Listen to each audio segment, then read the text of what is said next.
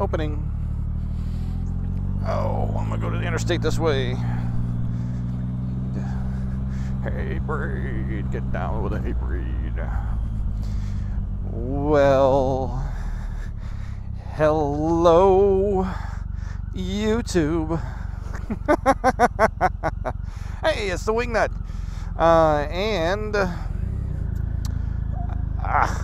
Today is a beautiful March day here in good old Newport News, Virginia. So, God, a little chilly, but it's a really nice day. But hey, I'm back on the bike. I did some repairs recently, just the other night. Had to throw some brakes on this bad boy. Guess getting that time, front and back. But hey, that's how it goes. If you're curious about how to install those brakes, I will install a link in the description to a guy who did a really good job and showed it up. And I'm not going to do another video, especially when there's other YouTubers out there that's doing a really great thing with it. It's called the Nutt Family is the name of the channel. And it was a really, really good set of videos on how to do the rear and the front of the brakes.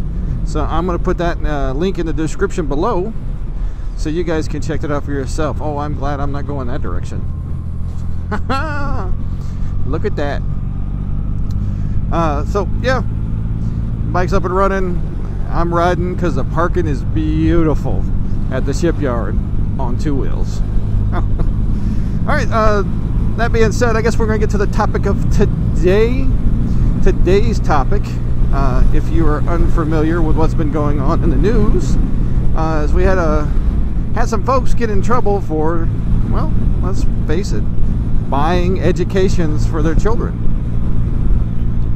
And apparently this one particular bunch, and I'll put plenty of links in the description to the news articles and whatnot, has been doing it for a while. There's one guy in his setup, been doing it since, I guess, the last I checked, 2011 was as far back as they've gone.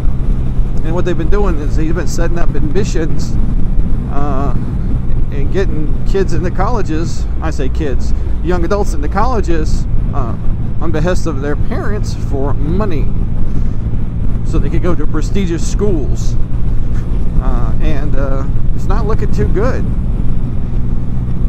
You know, it's been going on since, last I know, 2011. So it's 2019. So 8 years. So there's a good chance some of these people who got into colleges under false pretenses have graduated with degrees and are out in the worker world. So I'm really interested to see how far they take this in the investigations. I know Yale's released a statement saying that they're going to suspend any of the students that they know or they can prove that the student knew what was going on, because they are adults. As much as we like to call them kids, they are adults.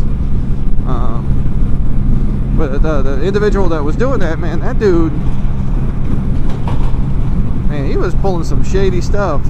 Like, he'd figure out what the school was hurting on, and he would send in applications with false documents, pictures, the works, to get these youngsters in to colleges. You know, that's crazy. But the flip side of that is I am not surprised. We're talking like up to $500,000 or more to get these kids in. I'm not really surprised, and here's why I'm not surprised.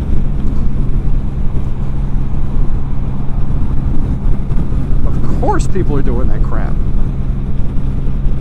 I mean, there's a scandal every couple of years about how schools fudge numbers on athletes so they can get them into their program because they're good athletes but not necessarily good academically. And it's not surprising that they're finding it for other means. In fact, some of these students were brought in under athletic programs that they didn't even participate in, or they didn't participate in prior to. I mean, to go as far as staged photographs of them. Like, it is nuts. I don't know what's going on over here, but I'm about to See if I can't get around it, if I can find an opening coming up. And there it is. Woohoo!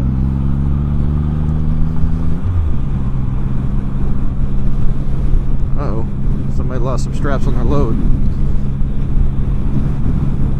But, you know, there's a lot of outrage, and there's a lot of people like, you know, mad about it, because you got to think about it this way. All right, these students who came in under the, you know, the false pretenses, who came under forged documentation, you know, straight up falsified stuff, and or, you know, not necessarily the students, but this headhunter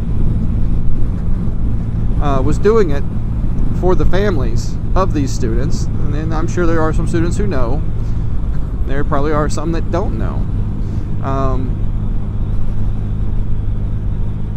It's a money-making business education. It's a money-making business, and I'm not surprised at all that people with affluence, people with, you know, the excess of money, who want to be competitive about their child's education. My child's gone to Yale. My child's gone to MIT. I don't know if MIT's caught up in this, but we know Yale for a fact is. You know, I'm not surprised people with money use their money and influence to create an outcome that was to their liking. It happens every day in business. It happens every day in politics. It happens every day anytime somebody with a large amount of affluence in the available cashola wants something done a certain way. So why would education be any different? You know what I mean? To me, I'm not surprised, I guess is the best way to put it. I'm not too thrilled about it, because there were people who applied for this, schools, that lost out a chance to go to these schools because somebody else was dishonest. That's bullshit. That is utter garbage. Alright, there was some hard-working kid, and I use the term kid loosely, young adult, who busted their ass their whole time in high school, and probably some of them started before, you know, with magnet schools or college preparatory schools, doing after-hours work, putting in their summers so they can go to that dream college that they want to go to, that they were earning their way to. And then blammo, they didn't get in, but somebody else did who was dishonest. It sucks for that person.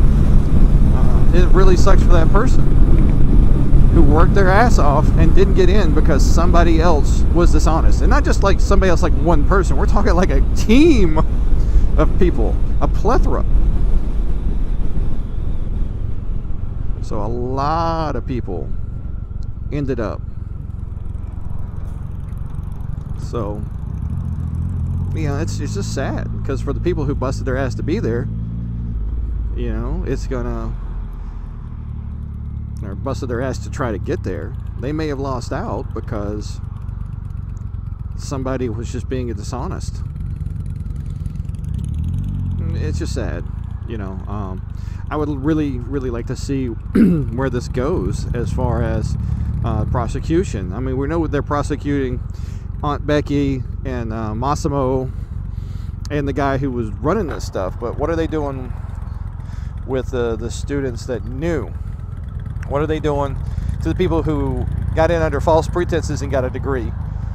How far are they going to take this? I think what they're going to do is they're going to burn a couple of high-profile people, or burn, as in make it look like they're doing something to them, give them a slap on the wrist, we did our jobs, and let's move on, and then somebody else will figure out another way to do what that guy was doing.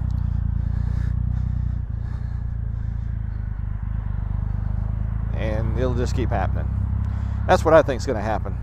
Because if we notice from a lot of things that happen when people with influence and money get into trouble, they get a slap on the wrist, you know, or they'll get like really hard fines, and then they'll get appealed, hard fines, jail time. They'll get awarded that, and then they'll appeal it, and then it'll go away on the appeal. And of course the appeal process isn't publicized that much. So I just think it's not surprising. It's still shitty, but I can't say I'm really surprised. And then of course I haven't even bothered to watch any of the YouTube videos of one of the children, or I keep saying children, I'm sorry, one of the young adults involved, one of the students involved, and how they weren't going to try and they were just going to party and whatnot. I haven't even bothered to look at the videos. I don't want to look at the videos. I do know some parenting websites were pulled and a few other things happened. So the social media fallout's happening hard. But social media only has teeth that are so long. And I'm not saying social media can't get some shit done. We've seen that it can. It can help people and it can ruin people. But I would like to see the judicial system bite into this one hard enough to draw blood. You know what I mean? And I just can't see. And maybe because I don't have kids, maybe that's why I don't understand how they could spend $500,000 falsifying documents and setting it up so their kid can go to a college when the young person just isn't really getting it.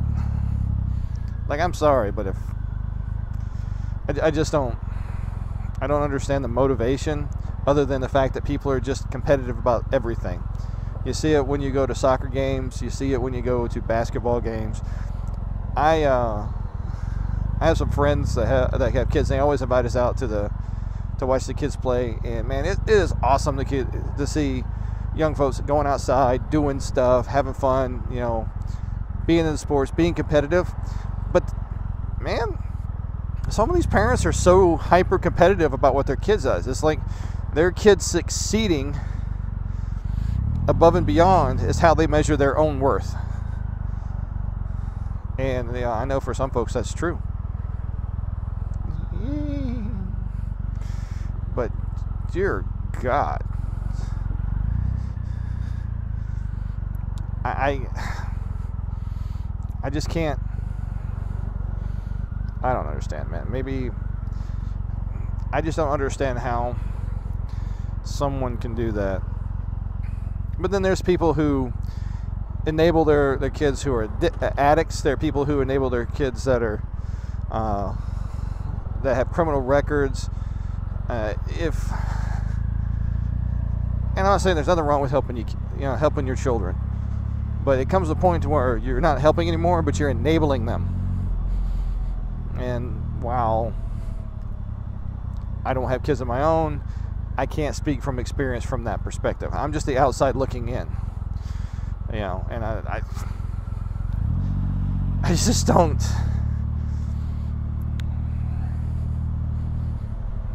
It'd really be nice if something was done about this stuff, but it's come to the point now where I just don't feel like it's going to,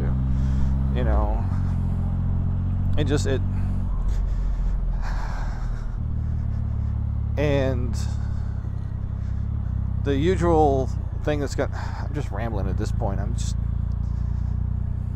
Maybe I'm just too disconnected from the situation that I'm just getting wrapped up in it. Like, Whiskey Tango Foxtrot.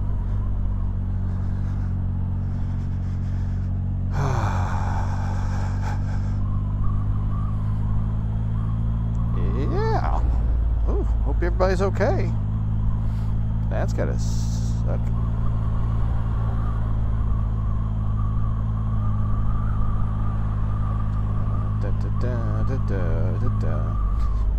Jack Malone, baby.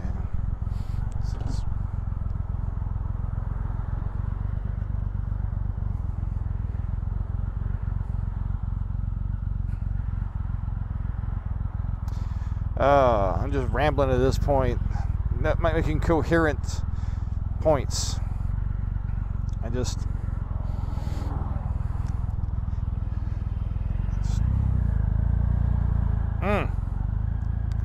Moral of the story: if somebody has the ability to get one over on somebody else and they want to do it, they're going to do it.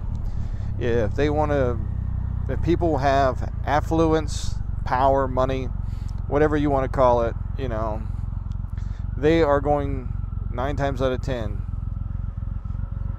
to make it work for them the way they want it to make it work for them. All right. That being said, I'm not saying everybody who has those things are bad people, but there's crap people everywhere. Some people just got a little bit more dough to make things happen a lot faster and a lot quieter than other folks do. You know, and then there's a lot of people caught up to it. So, you know, it was big news. Let's see how long it stays big news.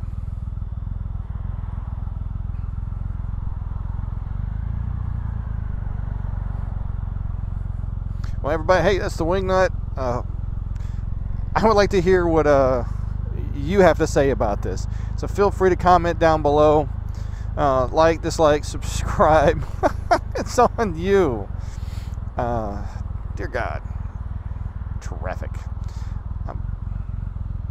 I wonder if this guy's going to let me get close enough to touch his flag. Oh, shit. Oh. I don't think it's going to happen.